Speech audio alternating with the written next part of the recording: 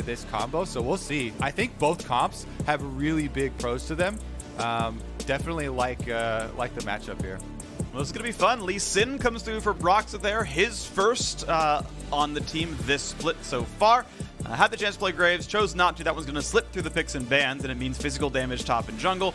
Magic in the mid and bot side for Team Liquid. I know at the very beginning you talked about Dignitas hoping to build off some successes from their bottom lane. Team Liquid hoping to build off of a very strong early game and a solid mid game against Cloud9 just yesterday, and could easily move up to 4-2, which would put them at around second or third place with Evil Geniuses losing earlier. There's not a lot of one-loss teams left in the league. I think FlyQuest might be the only one without honor, and so certainly can be at the top of the standings and end the week tied for second. And I like what Team Liquid have done with this draft. It gives them a lot of options for them outplaying and them creating mistakes on their opponents. This is not a sit back and relax Team Liquid team comp. They need to get on it early here, and they have the tools to do it. All right, we are on to the Rift. Let us go on to this game. It's going to be exciting one as Dignitas takes on Team Liquid.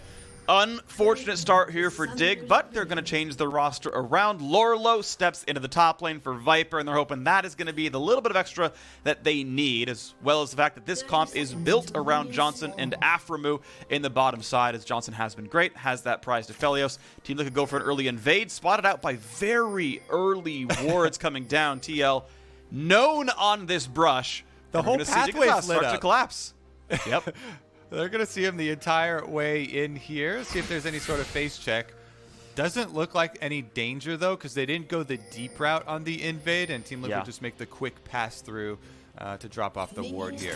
The one big thing that they have to worry about is the Olaf. If not for the Olaf, Team Liquid will just run over this early game. They have so many options with Twisted Fate plus Lee Sin, providing crowd control for the Lee Sin to get in there for an effective gank.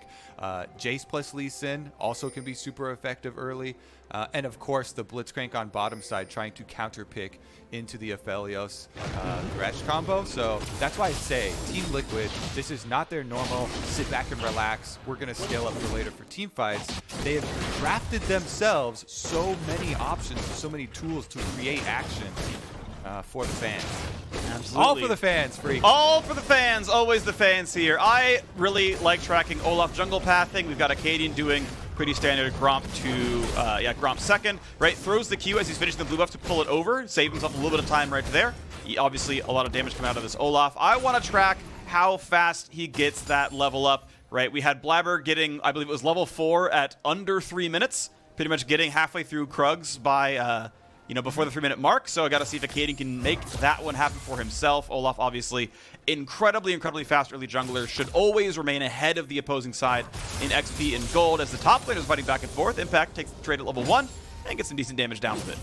Yeah, the key, of course, as pretty much everybody is well aware of now with Olaf, is getting yourself intentionally extremely low off the blue and Gromp. Some people will use their W early, like as soon as they get to level 2, but you actually want to get as low as possible for the extra attack speed. Meanwhile, there's going to also be a top-down clear for Broxah on the Lee Sin.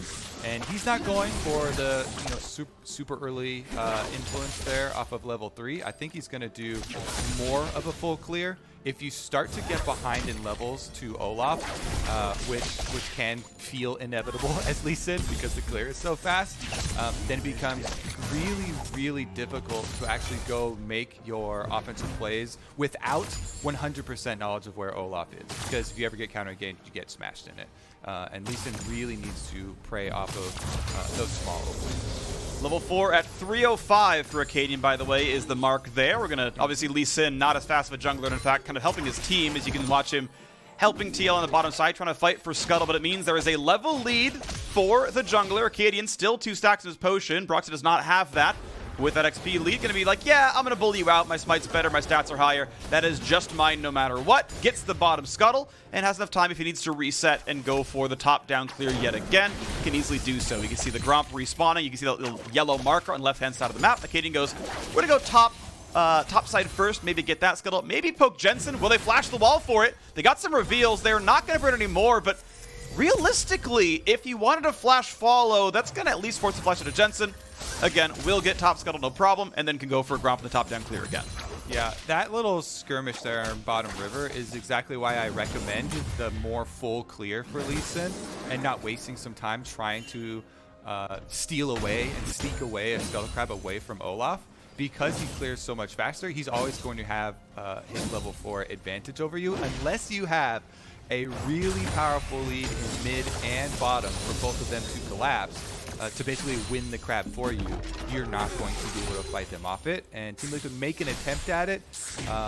Broxah went to blue and then sometimes trying to defend against the crab, only to be chased off. Because this early, you don't have that extra priority from either of your lanes. And so it means the Gromp has never been slain. That is one camp that Broxah just does not have. That by comparison, Acadian has already cleared the sort of equal member on the other side of the map. So that is a golden XP difference. Recall comes in just below 5 minutes in. Says, yep, I've got long swords. I've got an upgraded smite. I'm ready to fight for bottom jungle and this first Drake. We'll see if that one comes down. Acadian on the early pressure jungler, certainly doing well 3 camps ahead. Chucking in on Lourlo, right? Him versus Impact. Top lane is going, I think, just fine when you're the Ornn against the Jayce. You take a small CS deficit early game, but honestly holding up pretty well. And honestly, with the extra minions in front of his tower, he might be able to last hit those and catch right back up. I judge it a lot by the health of your turret. But here we go. Big play already. Here comes Karma. They've got Tactical dead to rights, and the kill comes through. First blood to Johnsun. Get that snake out of my lane, and how about an ocean break for good measure? And somebody say bottom lane Phreak because Aphromoo and Johnsun have been doing everything they can to get Dignitas on the board with the win in the LCS, and they do it again. Teleport is channeled by Froggen just to ensure that they can get that kill, but man, that was all Johnsun and Aphromoo to pull in Tactical, get that kill. And this is with Tactical having Flash here too, so it's just a good move from Aphromoo. Flashing in with the play, and then it looks like Tactical did not want to flash at the point he had already gotten the slow of play on him, because if you flash and Aphro still hooks you in with death sentence, then not only are you dead, but you're probably going to die next time too with no flash. So absolutely. Purple gun was up there for Aphelios as well, so we had the follow-up route. Like, realistically, there was just too much crowd control to deal with, and it was a nice flash play exhaust. Guaranteed it. Exactly. Aphromoo back on track. Feels nice to see him making some big plays. And now he's off to roaming towards mid lane too. You can see him trying to help out with the Vision Scryer Boom as well as throwing down the wards around mid for Froggen. Speaking of Froggen, this is an interesting topic for you. Okay. We classify players a lot, especially mid lane players. Yes. And Froggen has always been, the eccentric, playing like Vel'Koz and Anivia, a lot of these more off-meta champions that other mid laners don't. And he's also been classified as super heavy farm, only stay in lane. But here, he's taking up the Karma. He looks like he's going to be building for the team as well, and building for Acadian. And I like this new look. He uses his first teleport early down bottom side, just to ensure that his bottom lane definitely gets the kill.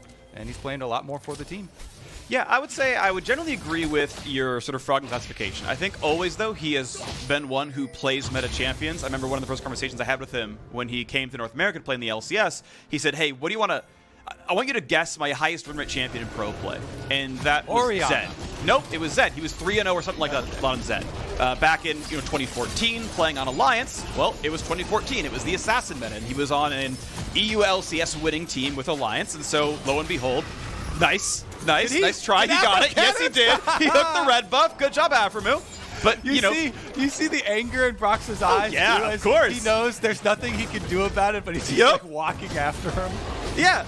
But yes, Froggen is a player who has always been able to play meta champions. Maybe it's not his trademark style, and he's maybe 5% weaker on those champs, but can play them. And here he is in front of a Twisted Fate on this Karma, burning the cleanse, helping to support the team, gives him a shield. Ulti comes down to block the slow, but burst damage could still kill Acadian. Runs the right back out. Flash for Jensen.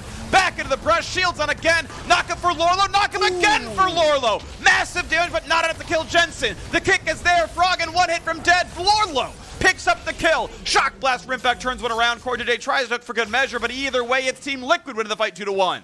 I like the action here. Nice attempt at getting in the history lesson, but Team Liquid aren't going to have any of it. That's 2 kills onto the Jayce here for Impact. It looks like he's actually going to go the Muramana build as well. So he's got the early tier in addition to his lethality.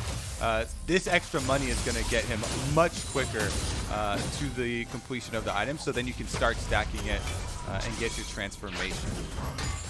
I gotta say, that team fight was fought well by Lourlo, but fought better by Team Liquid, who just kind of brought everyone down. They had the damage.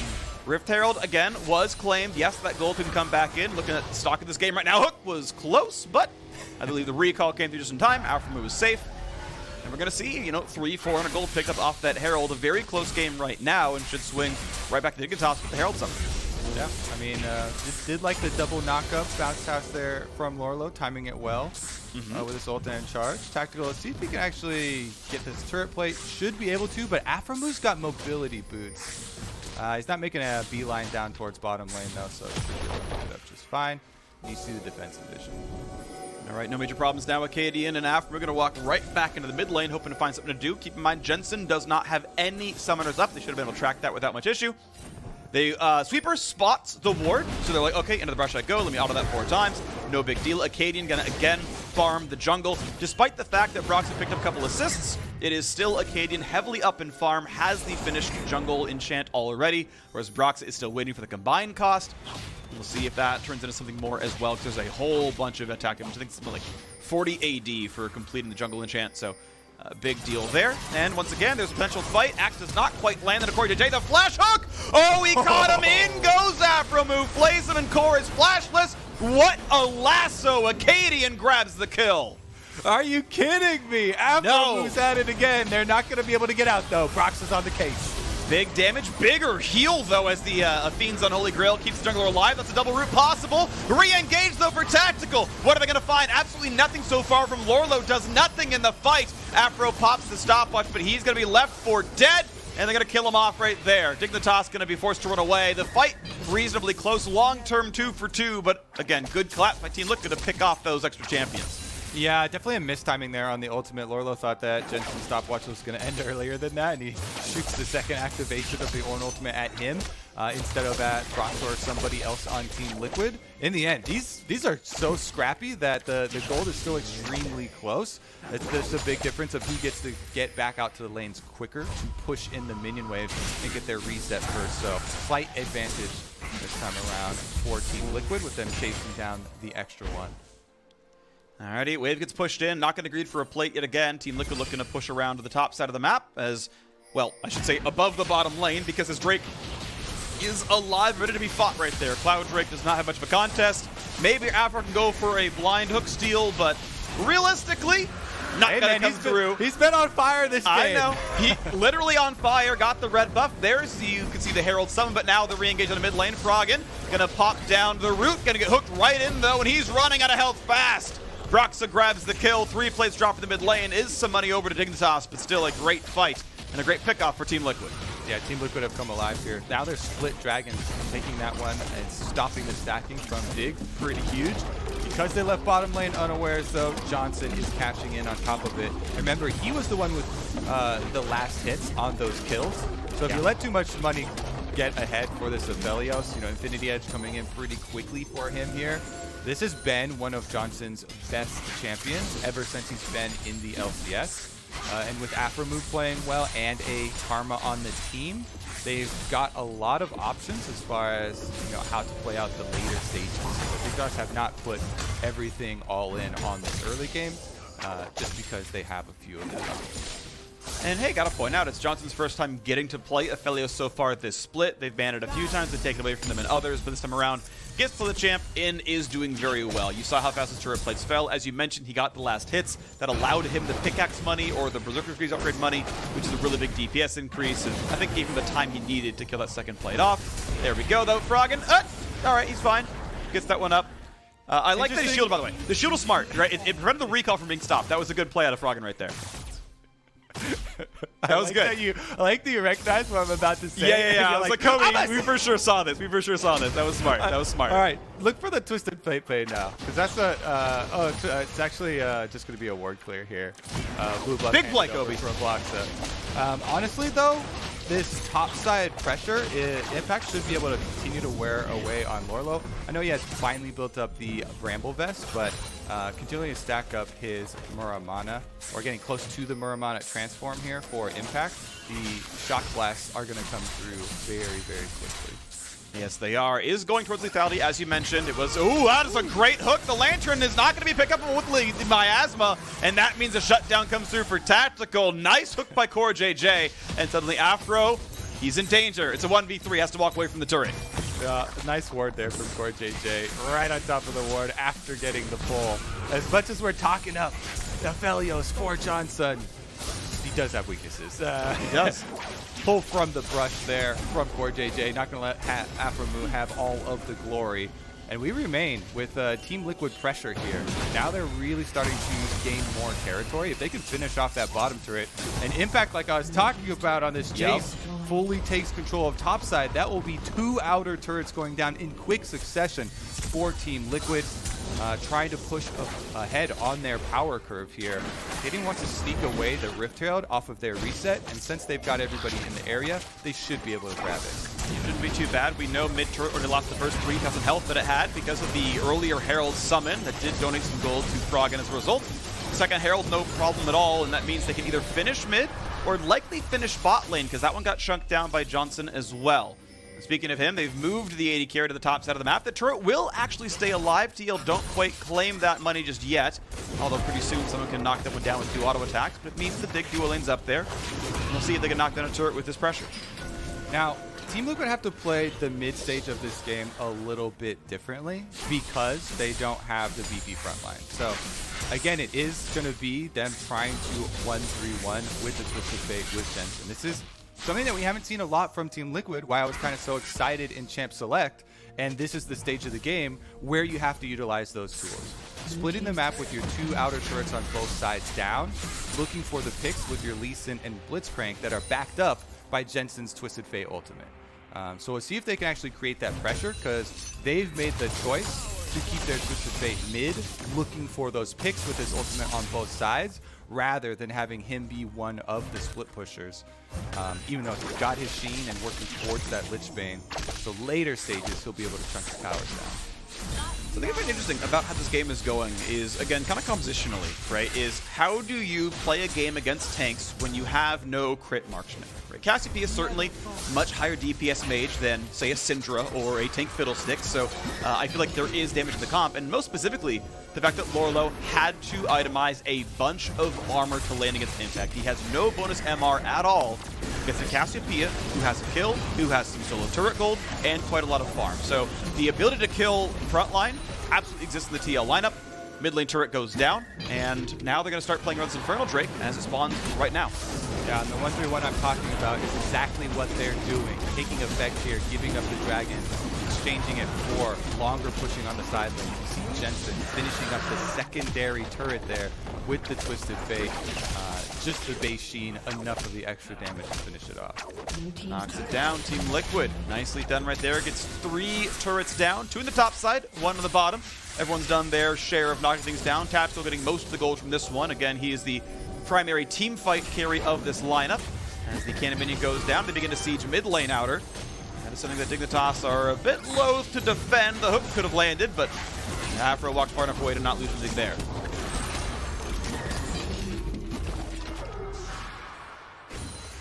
Just going to be a reset here for Team Liquid.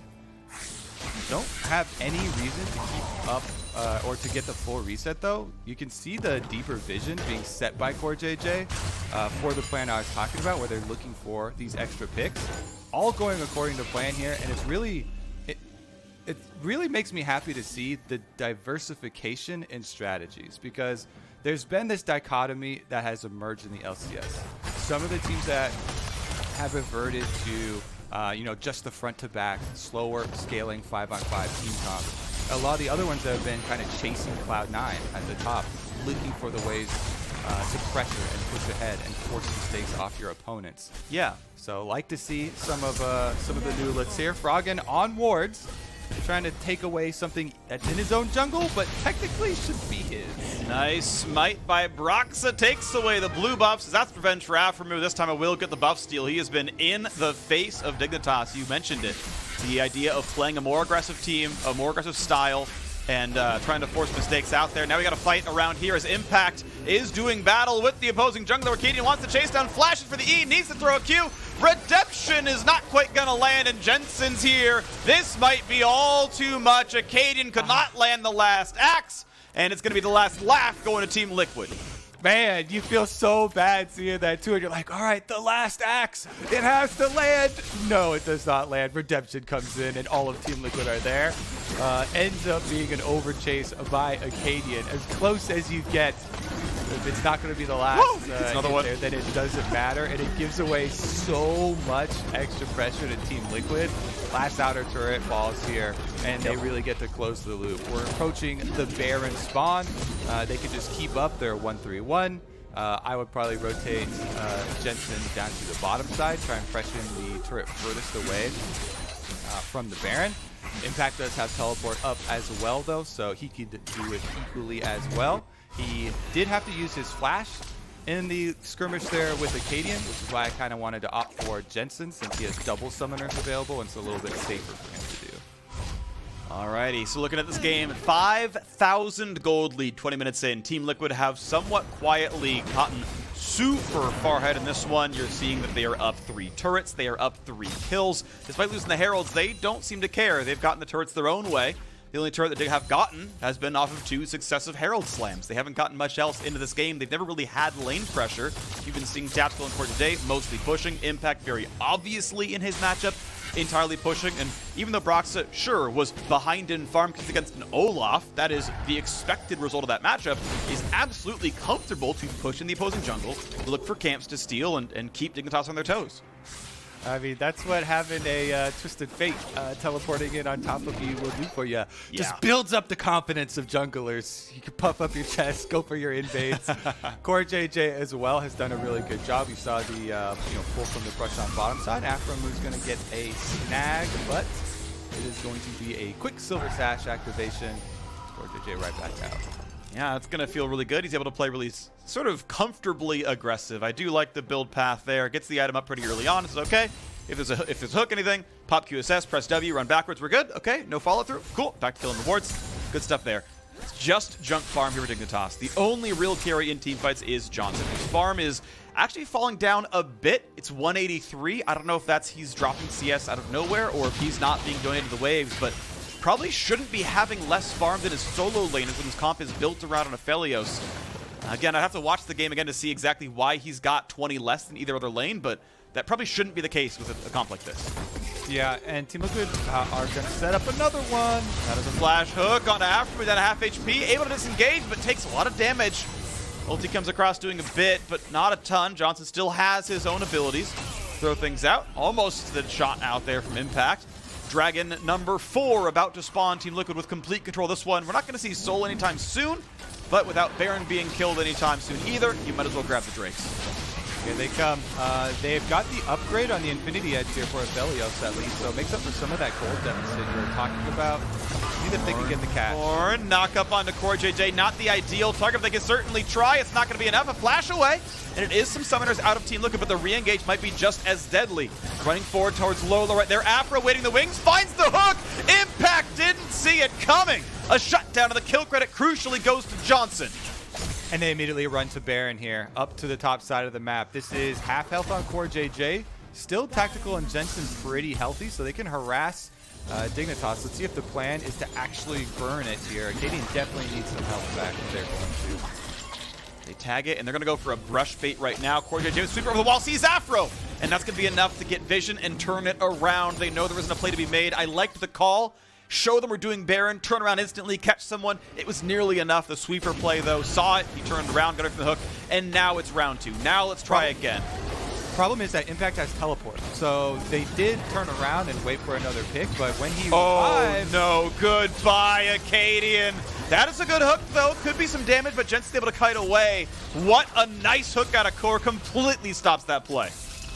Impact uses his teleport. He's a little angry about what happened to him last time, but it's happening again. Play into the chain, into the root, into the 4th kill for Johnsun.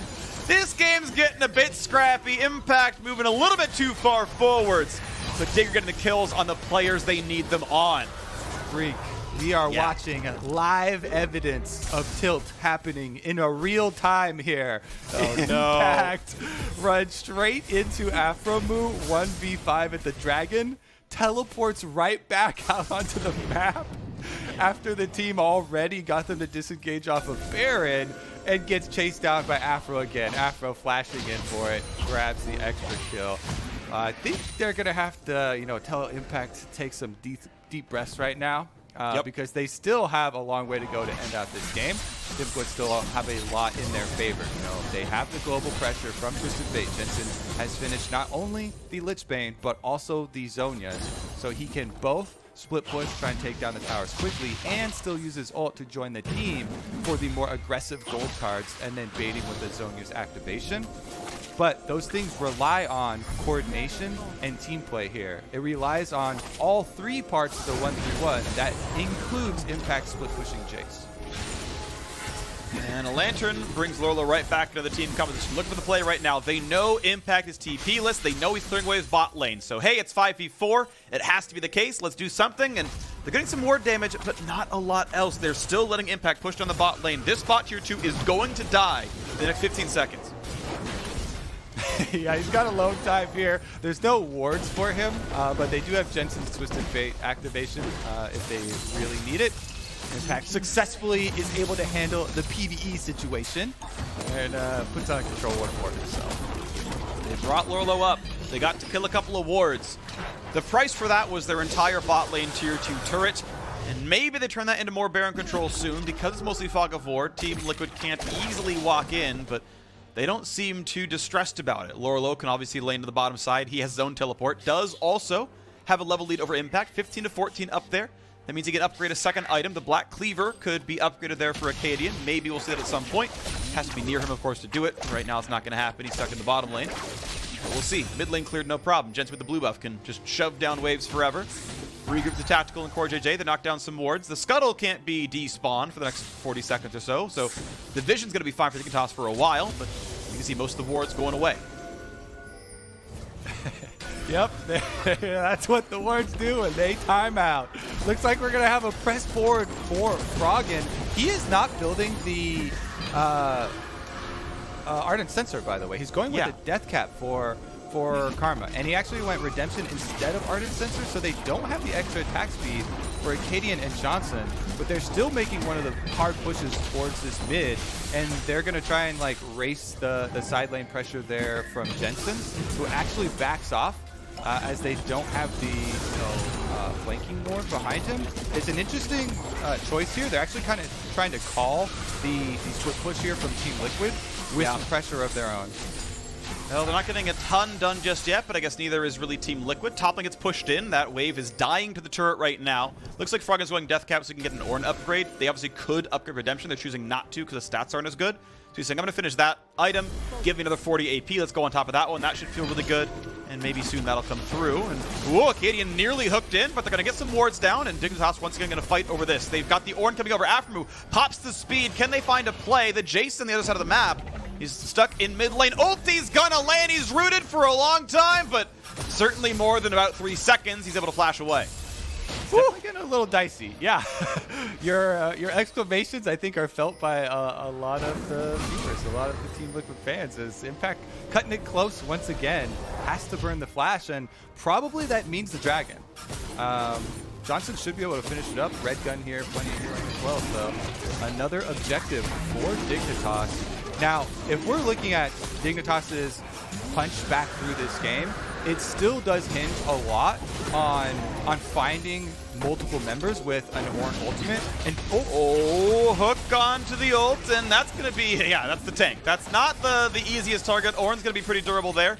It does mean Top Scuttle goes back over to Team Liquid, so they get Baron control for now. The obviously untested Infernal Drake means Dignitas get to stack even more stats. It's more raw AD on Johnsun, more raw AP on Froggen. Those are good numbers to have. Infernal breaks on, but a poke there from Acadian. Wants to get rid of the wards, but doesn't also want to be hooked in. They're gonna fight over the wards. Yep. Back down goes Impact. TP up this time, pushing in the bottom side. All right. Sit back to the game plan here for Team Liquid. They're trying to get Impact up to the secondary turret so they can actually force on this Baron. Cassiopeia, plenty of damage right now. Tactical can actually melt through Baron, but they're going to need to buy them that time. Dignitas, I feel like, have so much pressure on them, and that's why you see, as soon as they're back out on the map, they just make a beeline towards an objective to try and force something before Team Liquid can get their 1-3-1 fully operational, fully in place, and attacking those side lane turrets. Dignitas holding on fairly well. You can see the gold lead, though, is 6,000. It's held pretty flat. It was, I believe it was 5K at either 15 or 20 minutes. It's grown a little bit since then, but it's been a slow push. And honestly, percentage-wise, the difference there is probably shrinking over time. So Dignitas holding on fairly well. Items still stacking up. Deathcap done super tactical. Deathcap is done and upgraded for Froggen. That's going to feel pretty good as Lourlo is playing the bottom lane. Impact could not find a way in on that fight. Just goes for the wave clear yet again. Yeah, I think it's a good judge of your target here. Even though he would be able to get the jump on Lourlo, he doesn't have enough defensive warding or enough time to finish off the Ornn here, even with the armor penetration being built up. It has the fully completed last. Let's see. Does he actually get up to the tower? They're trying to force it ahead. Dignitas have to make the choice. They have to choose a target and charge. And they're going to choose to send Ornn back down to the bottom side of the map and play a bit of a 4v4 or maybe a 4v3 as the TF is also pushing the top side. They're sending Karma and Thresh that way, which means it's just wave in the mid lane, then backing up yet again. The waves are obviously all on Dig's side of the map, but at the end of the day, these teams are trading farm back and forth. And I still feel like I favor the conventional marksman team if they get into a raw 5-on-5 team fight. Obviously, for Team Liquid's side, they don't want to be in those situations. They're trying to keep the game split up, and that 5-on-5 fight may never happen. Yeah, I mean, that's why I like watching games like this where you have the two competing strategies. Team Liquid trying their darndest to get Impact up to the bottom turret, start whittling away on it, and poking around, threatening the Baron, so that you have this cat and mouse where Dig are very powerful as 5 members, and they do have the Karma speed up, and they have the Ornn for long range engage. But if Team Liquid continue to dance around it and can actually get themselves some pressure on the inhibitor turrets, that's where they find their opening. You try and force Dig into that difficult decision and hope that they crack under the pressure. We're going to see right now, because the bot lane is being pressured, and Impact takes down that turret. Lourlo finally shows up to fight for this one, but already the major damage has been done. Goes in for a trade. Impact, look at that. Chunks the guy to half off of the Lord Dominic's being done. Means he's got the armor pen. Feels great about it. Lourlo going to go ahead and forge a bit of an item and do his best. Hook on core. Nice QSS. Once again, stays alive. That's the second time he's gotten himself away, but it means bottom inhibitor is down, and the pressure has been mounting. Dignitas have been unable to find the counter punch as continually Impact pushing the bottom side. Yeah, it's a stressful situation, you know? You've got your Ornn down bottom trying to hold. He's unable to do so, but you also need your Ornn with you to get the long range engage to actually force the split push to break. Yep. And it's the frustrating situation that most of these stronger 5-on-5 teams will run into. Tactical now level 16 on the Cassiopeia, 2 levels over Johnsun, as he's been soaking up so much of the mid waves with blue buff on top of it. It's infinite wave clear for him, and without the Ornn, he doesn't have to be too afraid. Except for maybe like a flash Aphromoo play. Teleport in. 15 seconds till Infernal Soul for Dignitas. And that means Liquid must have all 5. Johnsun will heal back up off the wave. Death's Dance, pretty good item, you gotta say. Gonna feel comfortable on that one, and now it's time to make the play. But look at this. Jensen is pushing top side, and the rest of TL can easily walk to Baron. They're going to knock down the inhibitor turret. They're going to knock down the second inhibitor maybe as well, and this is the trade. They are willfully giving away Infernal Soul. They're going to give that to Dignitas. They're going to crack the turret. They're going to knock down this Baron here as well, and they're going to hope for Team Liquid's sake. This is enough for them. Acadian has to be respectful. They've walked in. Ults get away from the hook. Is there a re-engage? They're against the Baron buff. They hook in Corey stays alive, and the ulti is down for Johnson's Aphelios. Here comes the re-engage. They find a slow on a 2. They find a knock-up onto Jensen, but he is out of range. Tactical might feel safe on the backside as well, and it is time to run away. Superman is flooding into the bottom side, but Dignitas looking like they want to push in the mid. That's not probably going to work.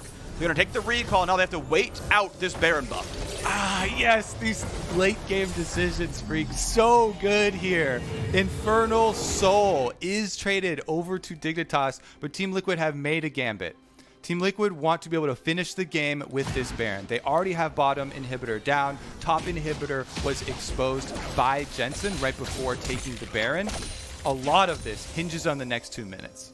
If they cannot cause further damage to the Dignitas space, and Dignitas can hold out, just retain their Infernal Soul, then they will be the ones with the upper hand, because you've got a big desync on the Elder Dragon and Baron spawn, and they also have a decent way to try and hold their base. So everything for Team Liquid hinges on the next 2 minutes and their split push abilities. I still think they have the upper hand, and I think it was a good trade for them, but I like that it also means that they need to keep up their pressure. Impact might be in danger. He does have the Banshees. That's been knocked off. Has to flash. Is there an engage? There is, and he's shut down. A lantern for a shield. Johnsun solo kills Impact. Can't run away in time, and that completely stops the TL push. How are you going to win a 4v5 when Ornn ult is still up? Phreak, how do you think it's going? Was that the last axe that needs to drop for Dignitas? Is this the resurgence? They pick up Impact one more time. The view I had was if Tia was willing to trade a temporary buff in Baron, where you have to more or less group up to use it, but giving away a permanent buff as a result, that to me shows them not being confident they can play the game out anymore, that they can't contest these objectives and feel confident. Yes, they got the turrets, but Dig, you're going to sit there and just defend the inhibitors and farm up even more and catch up in gold. That Infernal Soul's never going away. Yeah, that's why I was putting emphasis on the next 2 minutes. Yeah. And that death is critical. Broxah now going to be in a little bit of a pincer. He's alone. He ward hops, gets slowed, though. Has to maybe burn the flash to live. Here come the ultis, and there is the flash. Axe not going to land. The horn not either.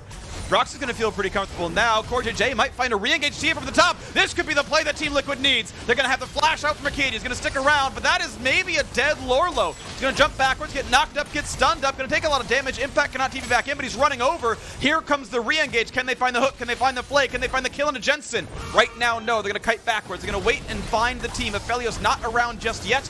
And almost the Jayce now here as well. 5-on-5 without engage tools for Dignitas. Nice W there from Lourlo. He actually steps in front and immunes the pull from CoreJJ, making sure nobody else gets pulled back in.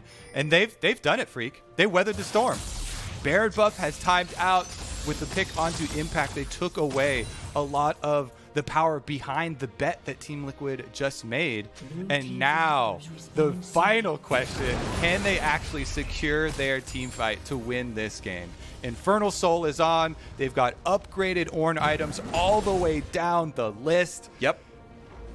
Kobe, Baron and Elder Dragon are timed identically. They died within seconds of each other, and the respawn timers are identical at 6 minutes. So this is going to be very interesting in about 2 minutes time, because as you mentioned, the inhibs are back. The gold is still 8,500 different. I will say Infernal Soul probably bridges that gap most of the way, or at least part of the way. And compositionally, even with the gold deficit, I would say Dig wins a 5-on-5. Now, we already saw Tio can very clearly trade 1-for-1. They might have the choice of which one they trade for. They might not. We'll have to see how it plays out. But they still have the wave control. They're still the ones pushing. There's some big factors here, too. Stopwatches like the Zhonyas or the one Broxah is holding and Guardian Angels can be really big game-changing events to play around, even in the team that doesn't have, the tanks, that doesn't have the stronger 5-on-5. Those big plays are what you look for and what, give you fame in these late game scenarios where they're trying to play the push and pull of the 1-3-1.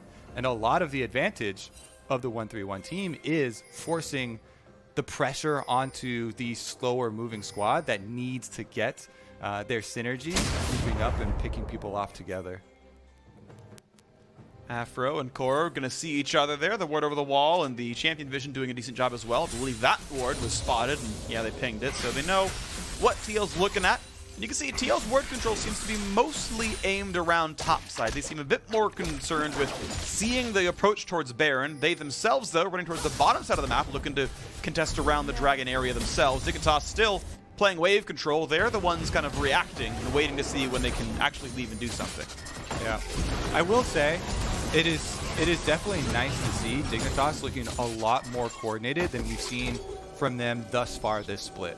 Yes, already Johnsun and Aphromoo had some good games in some losing situations for Dig. It does feel like a lot more this entire game, though. The team has had a much better and coordinated game plan. Froggen did eventually also pick up the Ardent Sensor here now, too, so he can add the extra power to the Aphelios that is full items, Ornn upgraded, as well as the shield and speed and attack speed for Acadian, who, by the way, has a Death Dance and is going with the Juggernaut Olaf style. They've popped the move speed to get the safeguard jump out. Tactical pops heal for move speed, hugs the wall, just gets away from the hook. Did not have QSS. If that hook landed, that might have been an engage, that signal to kill. And look at the push now, though. Team Liquid pushing bot and top at the same time. Dignitas forced to rush this down. Lourlo not comfortable against Impact, has to back away, has to give the inhibitor, but he's going to ult for this one. He's going to look for the option, for the chance to play, for the knockup, and look at the damage. Elder Dragon came through and forced it, and now Lourlo can look for Jensen. Redemption finds a chunk of damage. He's down to 1k. Baron has been traded, but can the re-engage for Dignitas be enough? They are 5v4 in the map, and they have a lot of time to work with. 40 seconds till Impact comes back up. That Q might have been a kill if Froggen landed it. Again, Elder Dragon is on, Baron's on for TL. The objectives were traded. 40 seconds of 5v4. Dig must do something. You have to believe it's now. Sam Lourlo coming up big when it matters. The timing on that Phreak. The timing was so beautiful. Elder Dragon picked up as Lourlo flashes in for the knockup. They sub him in, and is he going to be one of the key factors in Dignitas getting their first LCS victory? They push ahead, but Aphro. Big hook flays a bunch of armor, but it's not nearly enough. That is a game-saving move, because that could have been a difficult siege to weather. Lourlo had TP to join, no longer has the ability to do that.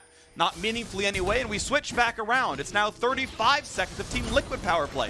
With a Baron buff they can siege with. Missing Thresh, not as impactful as missing the Jayce, sure, but Dignitas do not get anything meaningful out of that buff. Oh my god. Phreak, play after play here. One pick turns the entire game right now. Dignitas feeling so good, moving up with the Elder Dragon, wanting to force the fight. Big numbers advantage, and boom.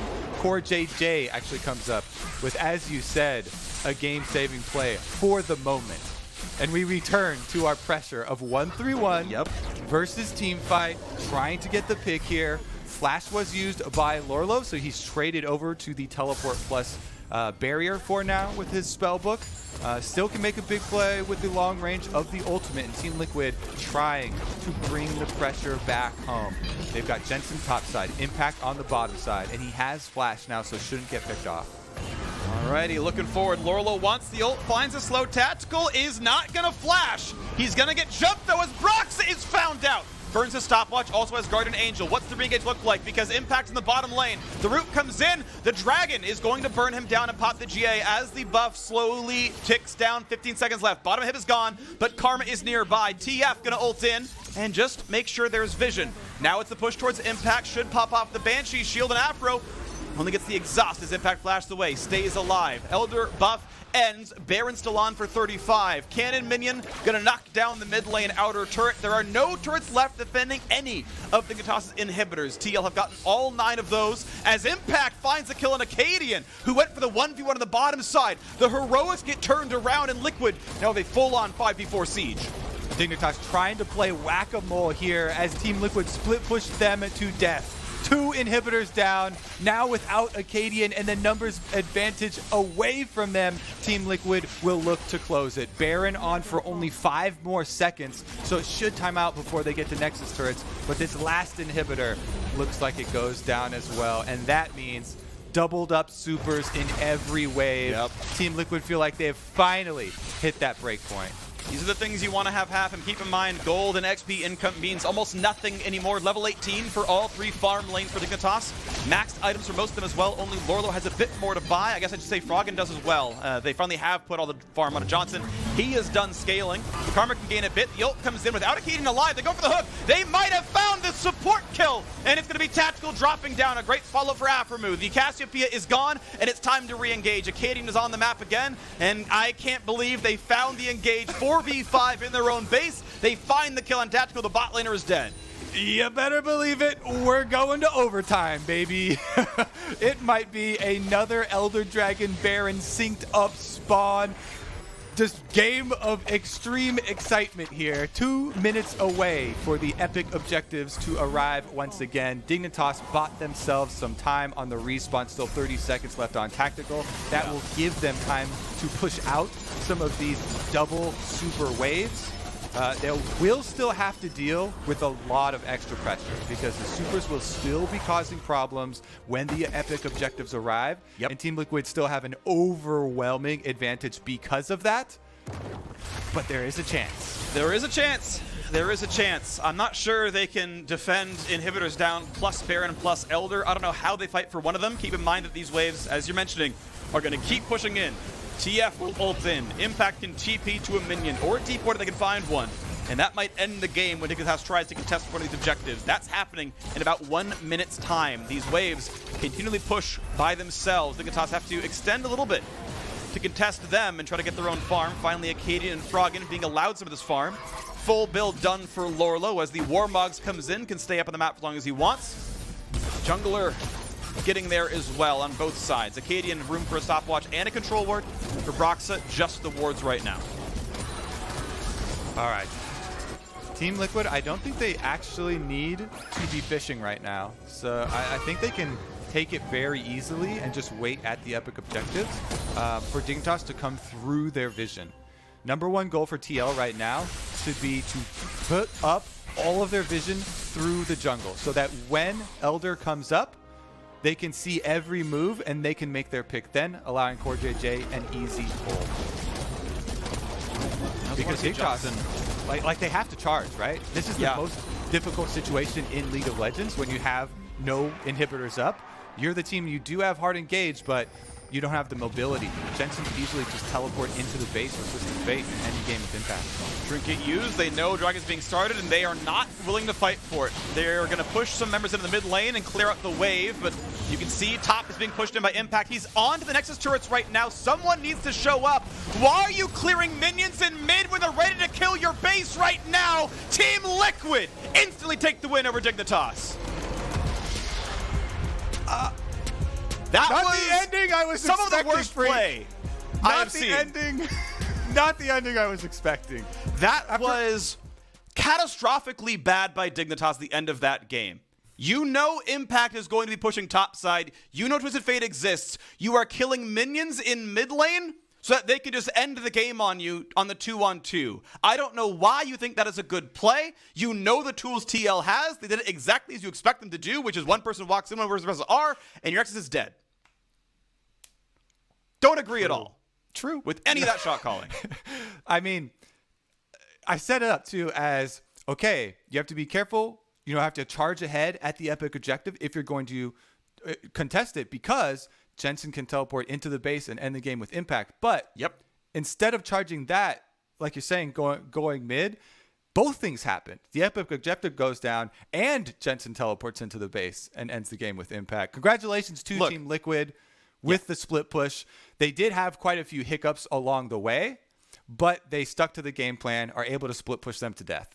They did. But Kobe, this is a Froggen team. They fought for the objective that mattered the most. The mid lane wave was cleared. Froggen, good job. You have done it again. You killed minions in mid lane. Your Nexus falls, but your CS went up. So good job. Team Liquid come away with the win. Dignitas still winless. I am shocked by the last 30 seconds because they were holding on. It was winnable, and it fell apart so honestly stupidly. We're stepping away. I'm not talking about this game anymore. When we come back, we will hear the State Farm analysts break down that game, and shame on